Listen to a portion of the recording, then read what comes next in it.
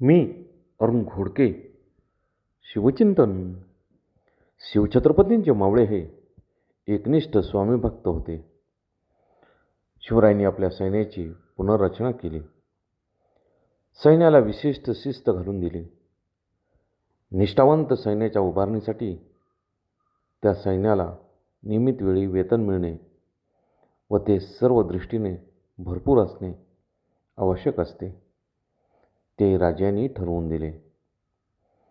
सरंजामी लष्कर पद्धतीचा त्यांनी त्याग केला, कारण सरंजामी पद्धतीमध्ये राज्यातील सेनानींना जहागीर म्हणून प्रदेश दिले जात असत.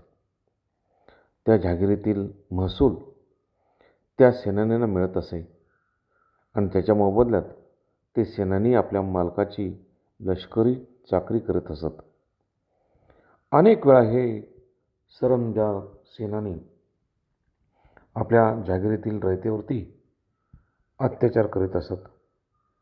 अनेक वेळा मालकाचा हुकूम ते मानित नसत. ते पगार थकला की बंड करण्यास मागे पुढे पाहत नसत.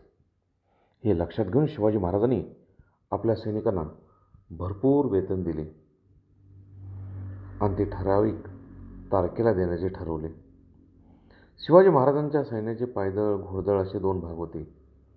हत्ती व उंट यांचाही सैन्य उपयोगी साहित्यासाठी त्यांनी उपयोग करून घेतला होता. बहुत काय बोलणे.